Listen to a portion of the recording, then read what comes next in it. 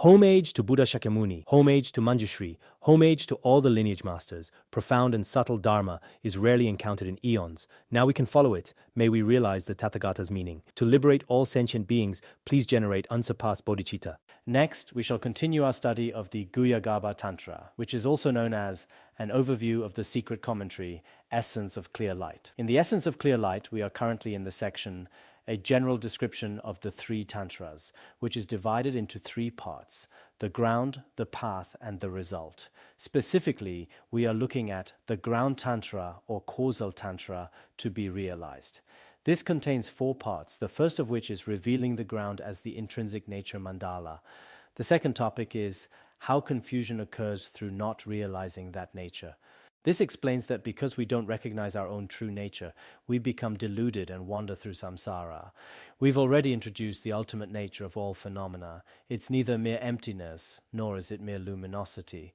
This is extremely important. Appearance and emptiness are inseparable. The aspect of appearance is primarily taught in the third turning of the Dharma wheel, and is conclusively clarified in definitive teachings like the Uttara Tantra and many others. The aspect of emptiness was taught in the second turning, as found in the Prajaparamita Sutras. At the same time, texts like the root stanzas on the middle way, entering the middle way, and the 400 stanzas on the middle way also explain this aspect in great detail. These two aspects, appearance and emptiness, are inseparable. Now you might ask, is this taught in the sutras? The sutra tradition does contain certain symbolic or partial teachings on this. For example, in the Uttara Tantra, there's some discussion of luminosity and occasionally some discussion of emptiness. The Nirvana Sutra also discusses both emptiness and luminosity. However, teachings that are truly explicit, direct, and exhaustive are found only within the Vajrayana Tantras. Of course, the explanations in the outer tantras and inner tantras are also different, especially in Dzogchen, the Great Perfection. The principle of the inseparability of appearance and emptiness is explained in an exceptionally simple way. Therefore, you should understand that the true teachings of the Tathagata, as spoken by the Buddha Shakyamuni, are actually meant to lead sentient beings to realize the nature of all phenomena. If you want to completely and perfectly realize this nature, you should study and contemplate extensively. You need to study both the sutra teachings on emptiness and luminosity, and even more importantly, you need to study the teachings of the Tantras. Only then can you truly realize the ultimate reality of all phenomena. We also covered this point yesterday. If someone realizes everything perfectly without any obstruction, that person is a Buddha. But sentient beings nowadays are indeed in a state where they cling to what doesn't exist as real and what truly exists as non-existent. What does this mean? For instance, all phenomena are empty by nature. Concepts like the self, pillars, and vases don't truly exist. Yet ordinary beings grasp at them as if they were real. Every sentient being inherently possesses Buddha nature and the natural luminosity of awareness, but many people think this doesn't exist. Therefore, beings are truly caught in profound confusion. Sentient beings are indeed very pitiable. They cling to what fundamentally doesn't exist as if it were real, while denying what they have always inherently possessed. Not to mention Buddha nature, even the existence of past and future lives. I've noticed that some very famous entrepreneurs in China today often claim in various public settings that past and future lives absolutely do not exist. They can't give any valid reason for this, but simply try to deceive others and show off in front of others, acting as if they've realized the nature of all phenomena, and saying things like, I know for certain that past and future lives don't exist. It's really a pity for people like that, but what can you do? Everyone in this world has their own issues and their own delusions. What we're discussing today is that when you don't understand this ground, you just end up wandering aimlessly in samsara. Second, by failing to precisely realize this ground and becoming sullied by adventitious confusion, one fixates upon appearances with incorrect perception. This is called the ground of designated confusion. As we discussed yesterday, when you realize this, its is called the fundamental nature of the ground. It refers to the fact that the essence of all phenomena is inseparable. This is called the fundamental nature of the ground, or the ground of nirvana. We've already covered this earlier. Without a precise realization of this ground, and remember, this isn't a permanent state, we're obscured by temporary adventitious defilements, by temporary causes of confusion. In this state, all sorts of things appear before you: mountains, rivers, lands, you and I, and all the worldly objects we fixate on, vases, pillars, houses, and so on. All sorts of phenomena appear before you. And it's not just that they appear. You also stubbornly cling to them as being real. This way of grasping is called the ground of designated confusion. Now think about dreams. They provide an excellent analogy for this. At night, when you have fallen into a deep sleep, you begin to dream. While dreaming, you might see massive rivers in your dream world, or see someone going through a rough time, getting sick, coughing up blood, suffering in poor health, or even committing a crime, all sorts of scenes. But in reality, none of this could possibly be happening on your bed. Yet at that very moment, from your own perspective, these distorted appearances feel completely real.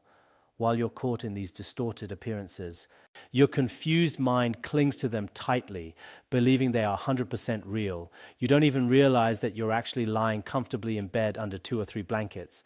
Some people even pile on 4 blankets, not realizing they might suffocate. But when you're dreaming, you might dream it's summer and you're in an extremely hot place, wearing very light, thin clothing, enjoying yourself, wandering through beautiful gardens. Do these things actually exist? They absolutely don't match your actual situation. But when the mind is in a state of confusion, these phenomena begin to manifest. The fixations people create now and the appearances before them don't accord with reality, nor with the genuine truth. This is called the ground of designated confusion, and is also referred to as impure appearances based on confusion. This is called impure appearances based on confusion. Concerning this, the basic space of the original ground is by nature primordially pure. The basic space of the ground is primordially pure and empty by its very nature, while not separating from the spontaneously present intrinsic nature of appearances. By its very nature, all phenomena are both empty and pure. The emptiness and spontaneous presence of the kayas and wisdom are in fact inseparable. All of this is inherently present. Because of this, as a crucial point concerning non-duality, if realized according to the way things abide, this is the state of Buddha, and if not, then this is the state of a sentient being. This is extremely important. Since reality itself is the ground, then within this ground there are both the qualities of luminosity and emptiness. If the ground had only luminosity without the quality of emptiness, then when one attains Buddhahood, there would be no realization that all phenomena are empty, no wisdom knowing the nature of things as they are. On the other hand, if when you reach enlightenment, there were only emptiness with no luminous appearance, then you as a Buddha would have the wisdom knowing the ultimate nature, but you'd be missing the wisdom knowing the full extent of phenomena. This is why we need to understand that the ground of all phenomena, as I mentioned yesterday, must contain both aspects, emptiness and luminosity together. Now, are emptiness and luminosity what our conceptual mind imagines them to be, where emptiness is just vacant nothingness and luminosity is what we see with our eyes, something bright and shiny like a light bulb? There's a story about a disciple who came to Lama Yike. He excitedly told his master, "Master, you're so incredibly kind. Through your kindness, I've finally realized emptiness. And what is this emptiness like? It's like a lamp, like the sun, so extremely bright." Later, the master became quite displeased and corrected him. Luminosity isn't something you can see with your eyes like a light bulb. Emptiness isn't like an empty bowl with no water in it, or a house with nobody inside. It's nothing like that. In reality, emptiness means nothing exists by itself or has its own solid nature. Yet this very absence is also free from the 4 extremes and 8 elaborations. This is true emptiness. As for luminosity, Mipham Rinpoche also explains in other teachings that luminosity is what transcends all conceptual elaboration. It's the nature of the great unconditioned, where all self-appearances are unceasing. Unceasing self-appearances means it's not merely emptiness. It's a state where ocean-like qualities can manifest. So in this degenerate age, many people try to bring inconceivable states within the confines of their conceptual thinking. This is truly tragic. Therefore, the text also states here that because it possesses both emptiness and luminosity in its essence, when Buddhahood is attained, there is both the realization of selfless emptiness and the complete perfection of the luminous aspect of all wisdom. Without such an essence, sentient beings couldn't become confused either. Why? Because even sentient beings' confusion requires both appearance and emptiness. Think about it. If there were no emptiness and everything were truly solid and real, then confusion and wandering in samsara would be impossible. On the other hand, if there were no appearance and only emptiness, then sentient beings wouldn't perceive all the different things they experience, like the fires and pus that hell beings and hungry ghosts see, or the nectar that gods see. These are all different manifestations of luminosity. The karmic experiences of sentient beings are all different. Let me give you an everyday example. Take one person I see. One person thinks this is a good person, really excellent. Another person says this is a bad person, terrible. Yet another person feels, oh, this is an average person. So the three of us have three completely different perceptions of the same person. If there were no luminosity in the ground itself, then these different appearances couldn't arise at all. So whether we're talking about attaining Buddhahood or sentient beings being confused, both appearance and emptiness are present. So we must understand that the nature of all phenomena possesses this appearance and emptiness. This is why Buddha's teachings constantly speak of the inseparability of luminosity and emptiness, appearance and emptiness. When many great masters of Chan and Vajrayana have their realization, what manifests before them is precisely this state where appearance and emptiness are inseparable. There's a reason for this. Mipham Rinpoche explains here. For example, if that which is called the mind were generally incapable of apprehending objects, then confusion would not be possible. Mind itself has the ability to cognize. On the one hand, it has a quality, it's clear and luminous. Another quality of mind is that it can apprehend objects. If it couldn't apprehend objects, it would be like empty space, vast and empty with nothing there, and confusion wouldn't be possible. It would then be impossible to realize the unconfused meaning. It would also be completely impossible to get confused and wander in samsara. If the mind didn't have this luminous quality and were just like a stone, well, stones have never been confused, and a stone has never become enlightened either. You're never going to see a rock come bouncing up to you saying, hey, I got enlightened. That's impossible. It can't happen. So mind has the ability to cognize objects. Without this ability, neither confusion nor realization would be possible. Since the mind is able to apprehend objects, it has two possibilities. Mind has the characteristic of apprehending objects, which can actually give rise to two situations. Then it is possible that, if the way the object actually appears is correctly apprehended, a rope, for instance, can be identified as a rope. This is a positive example of understanding. The mind can operate in two ways. First, it can perceive things as they actually are. For example, there's a multicolored rope, and when someone looks at it, they see, oh, there's a rope. They're not confused or mistaken. This is the positive example. This corresponds to a person who, through practicing the path, sees things correctly. Or it's like when the ground first manifests its appearances in their primordial purity.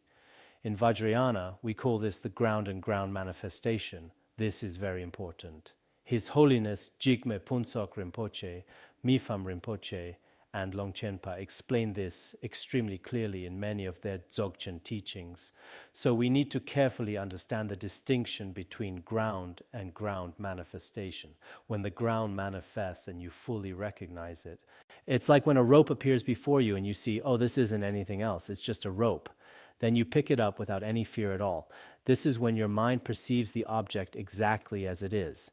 And likewise, due to a misleading circumstance, a rope could feasibly be mistakenly apprehended to be a snake. Both options come into the realm of possibility. Now, because of certain misleading external conditions, like it's getting dark or there's something wrong with your eyes, and on top of that, someone recently told you there's a huge venomous snake right at your doorstep. Due to all these factors coming together, sometimes it's mental conditioning, sometimes it's external circumstances. You look and think, oh, so there really is a venomous snake here. Many people, even though it's not a snake, truly believe it's a venomous snake. This is a case of mistaken perception. So because the mind has this luminous quality that grasps at objects, it can grasp correctly or it can grasp incorrectly in a distorted way. Two possibilities exist. This example is like many great masters or practitioners who, through their practice, have truly realized the original nature of mind and the true nature of external phenomena. For instance, many of them were confused in the beginning. If we look at the life stories of great masters, we can see that throughout their entire life's journey, in the beginning when they were young, they would hunt, start families, and commit all kinds of negative actions. But later they became fully enlightened through practice. Many masters in Han region were like this. Master Hong Yi, for example. So in the beginning they were confused about external reality for a period of time, seeing it as a venomous snake. But later they realized this confusion didn't accord with true reality. Through actual practice, they abandoned their mistaken views and finally discovered their own primordial wisdom and became enlightened. Likewise, when the unceasing radiance of the original awareness of spontaneously present self-appearances is identified objectively, then from this seed of dualistic confusion, the appearances of existence will pervasively emerge. When this occurs, it resembles frozen water, because whatever appears is fixated upon due to being perceived in terms of ordinary duality, thus preventing the meaning of great evenness from being apparent. This is also very important. You should really pay attention to this.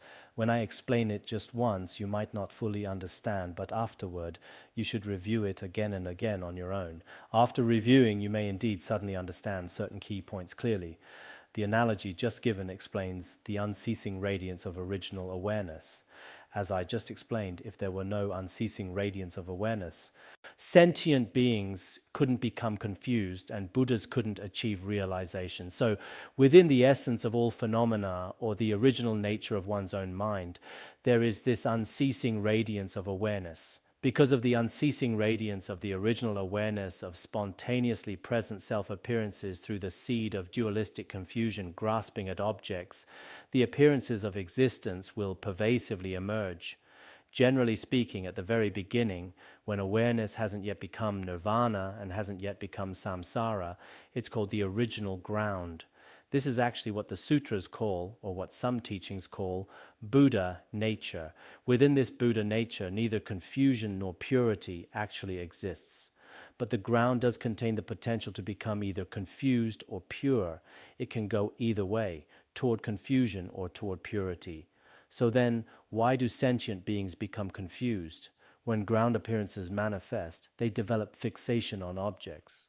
What is the first cause of sentient beings' ground appearances? The first cause is Buddha nature. Didn't we just discuss the unceasing radiance of awareness? It must be present. If there were no unceasing radiance of awareness, then the very first moment of sentient beings' minds would arise from inanimate matter, as materialists or atheists claim. It would arise from non-sentient phenomena. But this is absolutely unreasonable. It has the fault of arising without a cause. It is reasonable for confused mind to arise from the ground. What is the cause of mind? Mind is the inseparability of luminosity and emptiness. In reality, the ground is also the inseparability of luminosity and emptiness. Buddha nature is mind's direct cause, and when it manifests, confusion arises. At the very moment confusion arises, some beings develop anger. This anger comes suddenly. We can say it's in the form of adventitious defilements. With this anger as a cause, they create more karma and fall into the hell realms. When ground appearances first arise, mind is neither good nor bad. But in the second moment, virtuous or negative thoughts arise as external conditions. This is called co-emergent ignorance. Co-emergent ignorance serves as the external condition, and the essence of Buddha nature serves as mind's cause. Mipham Rinpoche has a separate teaching on logic, where he actually explains some very profound Dzogchen principles about how sentient beings' ground appearances first arise. At that point, dualistic grasping begins to appear. The seed of subject-object confusion in grasping begins to appear from that moment. Once it appears, it becomes the seed of all confusion. This initial confused mind becomes the seed. Then it gives rise to the boundless appearances of the 6 realms of samsara, all the various sufferings and pleasures, all kinds of appearances that can manifest. When they manifest like this, as we all know, it's like water freezing into ice. In fact, even while turning into ice, its essential nature is still the nature of water. Because whatever appears is fixated upon due to being perceived in terms of ordinary duality, thus preventing the meaning of great evenness from being apparent.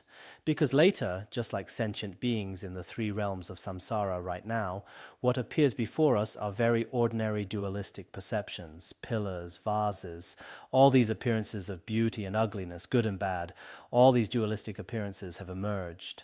Various impure subject-object perceptions also appear. Will such beings ever perceive that all phenomena are primordially pure and equal?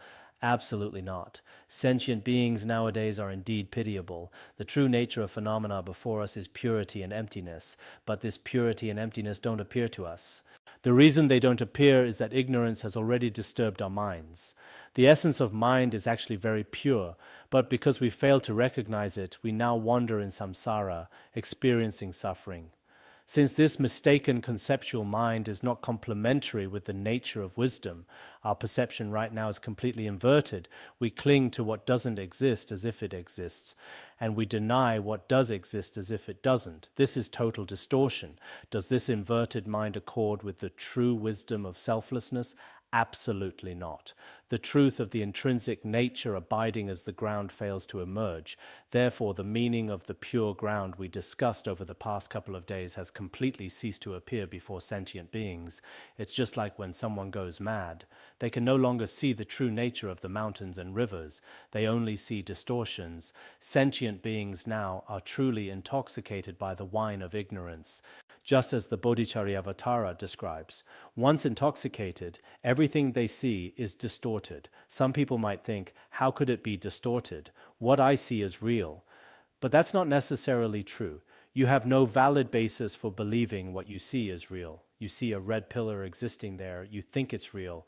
But if that red pillar truly existed, when we examine it with Madhyamaka reasoning, we find the pillar doesn't actually exist at all. If even the pillar doesn't exist, how could our fixation on it be real?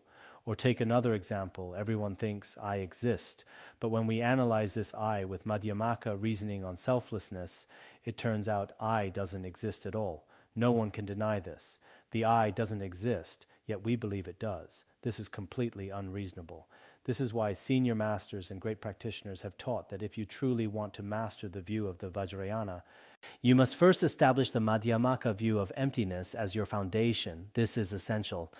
Mipham Rinpoche also teaches this in the Beacon of Certainty. To truly realize the principle of primordial purity in Vajrayana, you must first develop the emptiness view of the Madhyamaka Prasangika school. Why? Because right now our fixation is constantly on things as truly existent. We're not even close to perceiving purity. If we don't break through this belief that things truly exist, we'll never be able to see purity. It's like someone trying to build a pure celestial palace on a foundation they haven't properly cleared. It simply cannot be done. All our conceptual thoughts are distorted, creating existence from non-existence. So first you need to develop the Madhyamaka view and understand that all things truly don't exist. Everything is empty.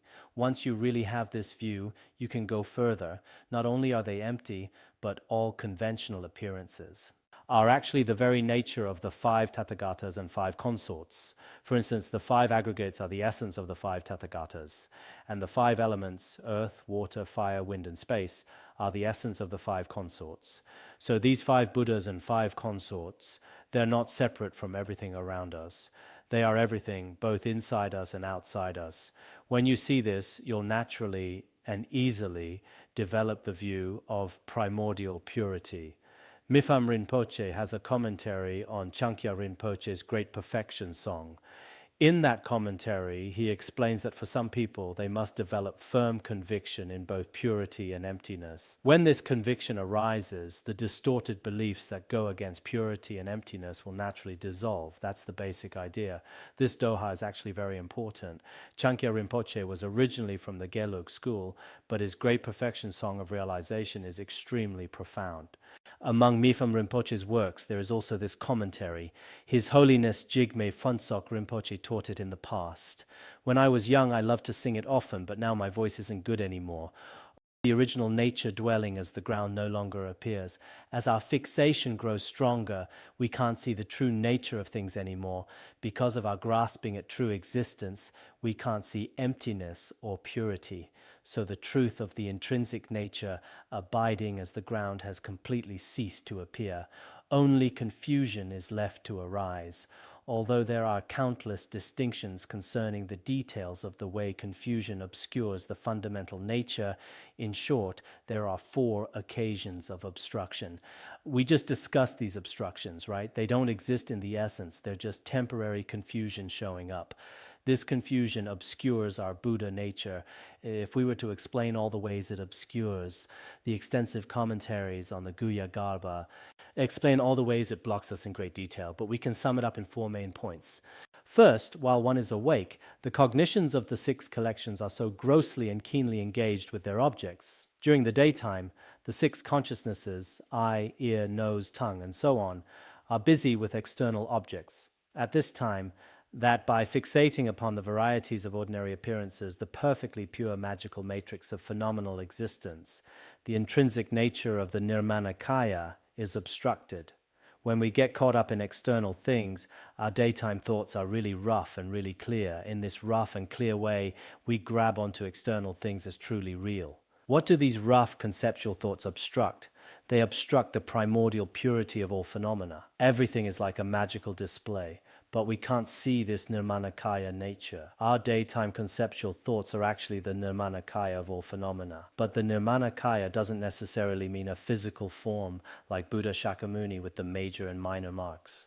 Here, Nirmanakaya refers to the essence of all phenomena, inseparable nature of purity and equality.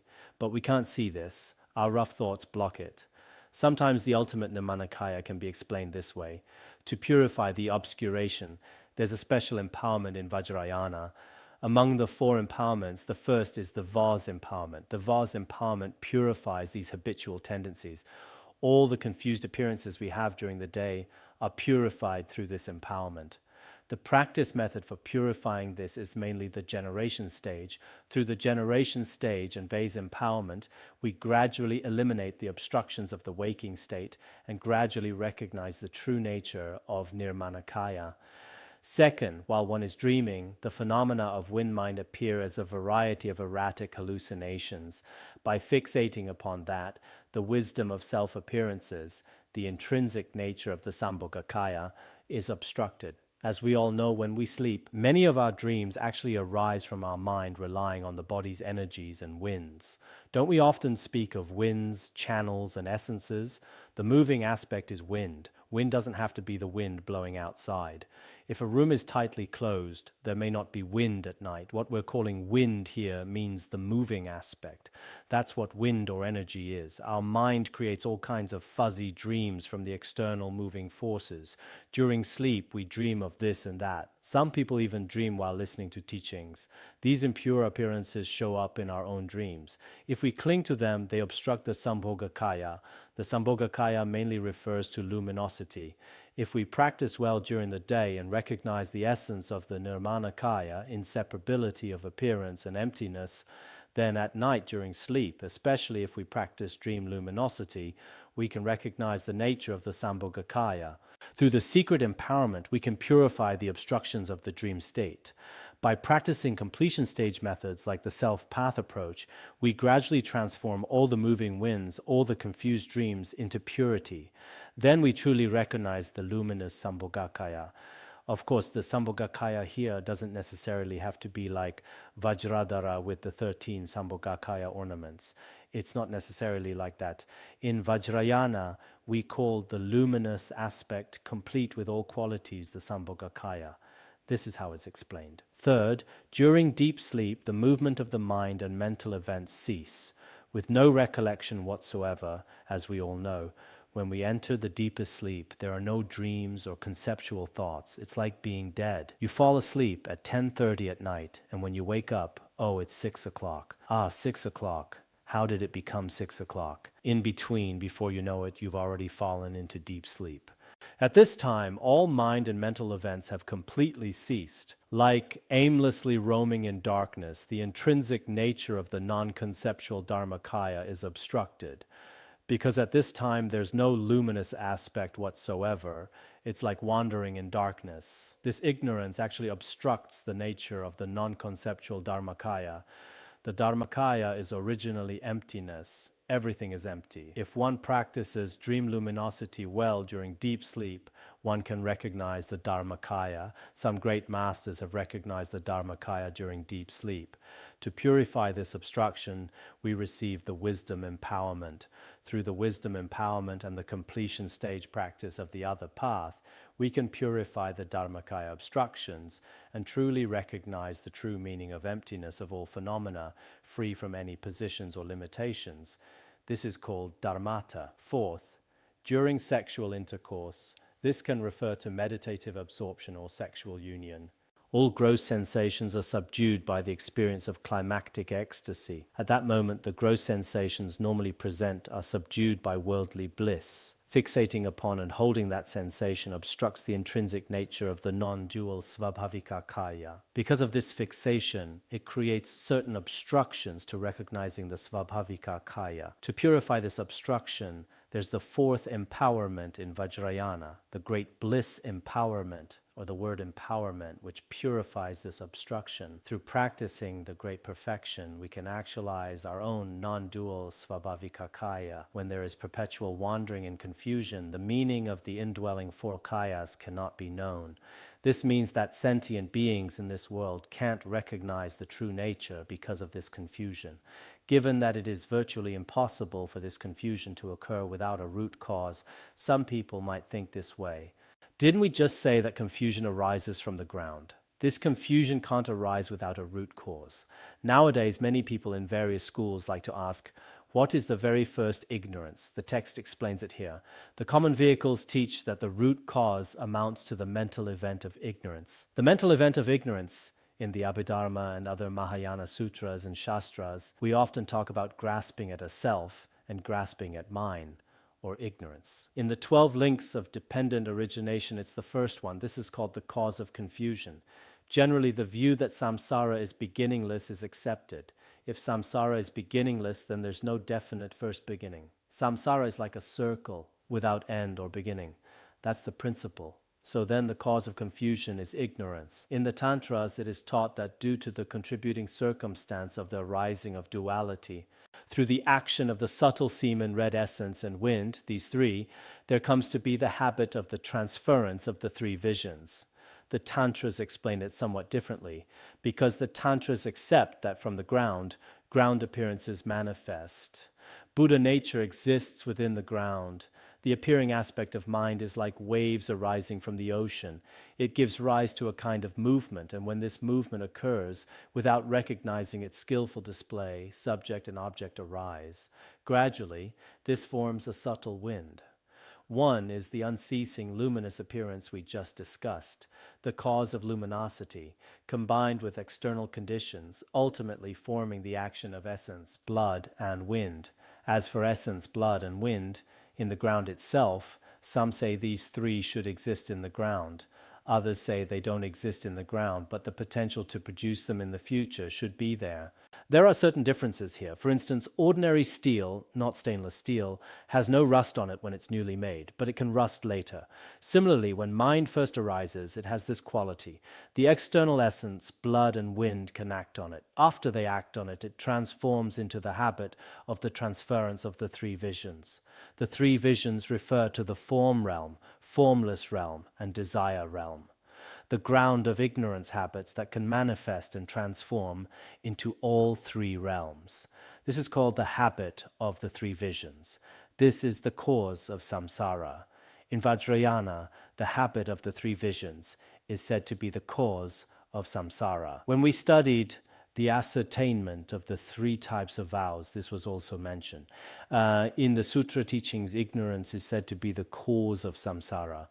Actually, when we explain it this way in Vajrayana, it's easy to understand. This makes sense, because when we explain it this way, The red light, white light, and black light that appear at the moment of death can all be explained as arising from the different actions of the habit of the three visions. Normally, attachment, aversion, and ignorance also appear because of the habit of the three visions. And finally, when we attain accomplishment, the three kayas, Dharmakaya, Sambhogakaya, and Nirmanakaya, appear after the three poisons are purified.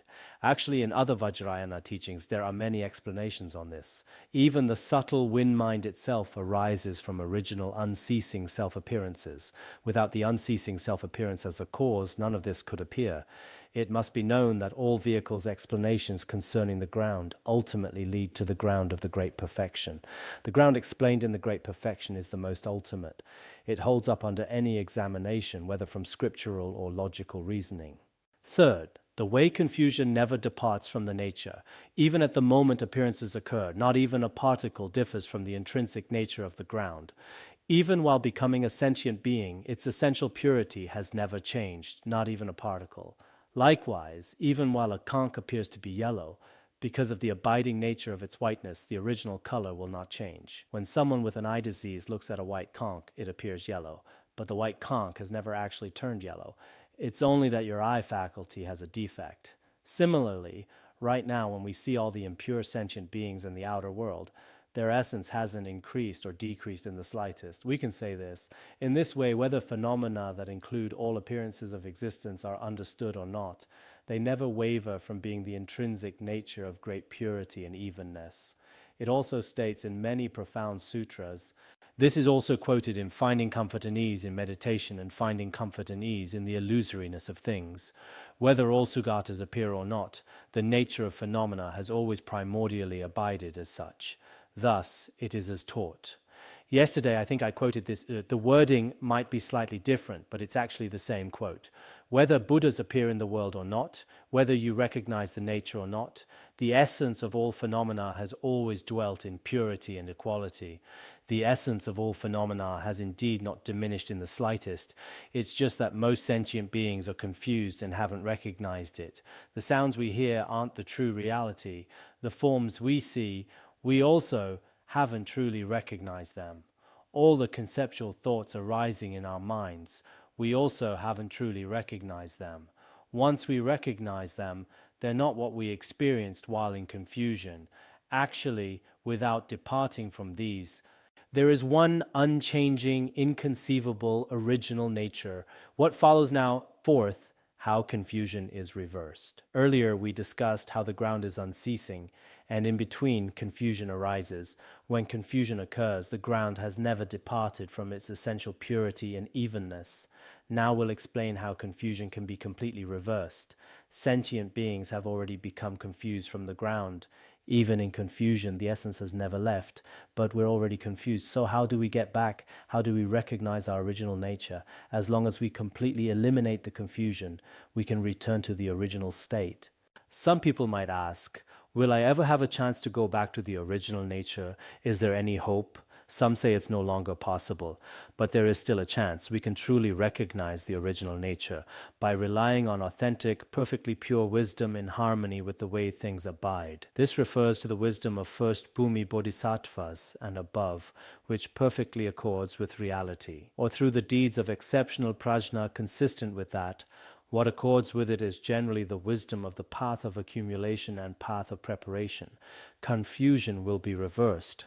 Generating the wisdom of first Bhumi and above, or the wisdom of the path of preparation and above, can definitely dissolve all the various confused appearances manifesting now, like how light diminishes darkness.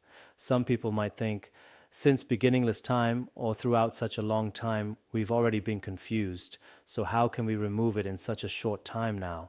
Actually, we can. Even if there's 1,000 years of darkness, once sunlight or lamplight appears, all that darkness can be removed in an instant. Similarly, even though the causes of confusion have existed for so long, all this confusion can be completely removed through the realization of the Great Perfection or its pith instructions.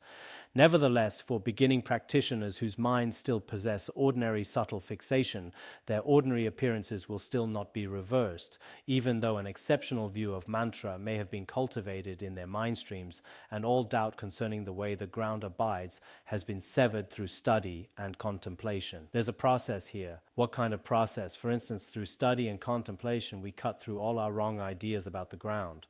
Before, I had no idea what the ground was, thinking it was something truly existent or just a mere emptiness.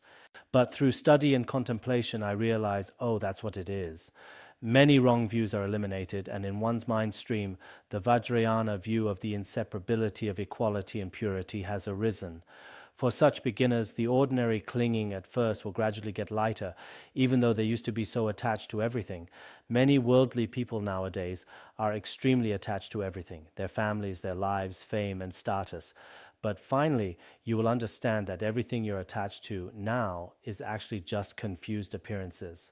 Through study and contemplation, the wisdom in your mind stream increases, your former mistaken conceptual thoughts gradually decrease. Then, although you won't be completely free of clinging, fundamentally you'll still benefit to some degree. We can say some clinging will decrease, but it's also impossible to completely eliminate all ordinary conceptual thoughts, to become completely like first Bhumi Bodhisattvas or true great yogins without any fixation at all. During the study and contemplation phase, this isn't so easy to do. Likewise, in reliance upon valid inference, fixation will subside for those who know that a conch is intrinsically white, even though the perception of yellow may not be altered. For someone who is ill, if you explain through analogies or other reasoning, you're sick now, there can't be a yellow conch. Eventually they'll understand logically, oh, I'm just sick. All these various appearances before me don't actually exist. They understand this logically, but because their illness is quite severe and their eyes are still diseased, the yellow appearance is still there. But fundamentally, they won't cling to it so much. In a similar way, in accord with knowing the view, while on the path and through the stages of strengthening meditation, fixating on confused appearances will decrease while seeing purity will increase, like ice gradually melting into water. Nevertheless, this perception is still stained. Through study and contemplation, as the power of the Vajrayana view grows stronger, our clinging to everything, like water that's frozen into ice, slowly melts away. Confused appearances decrease, while pure appearances grow stronger. When studying emptiness, some great Tibetan masters taught this. It's like driving a stake into a cliff when studying emptiness in the beginning. Everything is extremely hard. In the middle, it's like driving a stake into grassland. Driving into grassland is easier than into a cliff. With continued practice, finally the stake is being driven into muddy water. When driving into muddy water, the stake goes right in. Similarly, at first, the idea that nothing truly exists seems extremely difficult to understand. Gradually, in the middle stage, oh, they truly don't exist. Your clinging dissolves more and more. Finally, although appearances are still there, you recognize them the moment they arise. Just as it says in the wisdom chapter, a magician won't get attached to the beautiful woman he creates. He won't develop desire for her. Even if some attraction arises, he won't want to live with her. It's not like that. Isn't it also mentioned in Khenpo Achung's biography? When Khenpo Achung first began practicing, he had conceptual thoughts, but gradually these thoughts disappeared. Through continued practice, even the absence of conceptual thoughts ceased, and he could completely abide in the natural luminosity. So practice has a process. As your view of emptiness and purity grows stronger, fixation on true existence that opposes it gets weaker. Conversely, if you have no understanding of the natural mind of awakening or the view of emptiness, then attachment to worldly things grows stronger, and the realm that contradicts it gradually vanishes completely. This analogy is also very important. It's also explained here, isn't it? Clinging to confusion gets weaker while seeing purity gets stronger.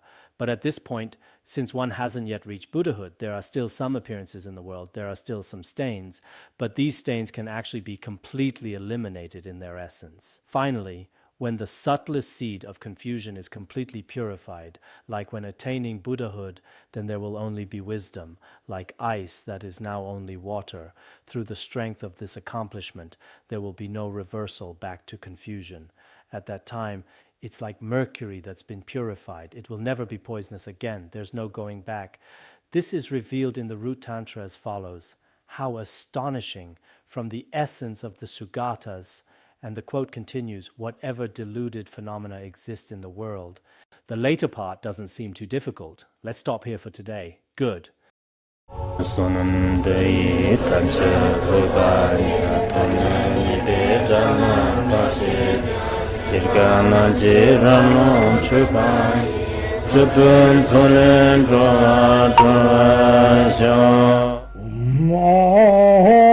Bandara Badma Sodargye Bandara Badma Sodargye Bandara Badma Sodargye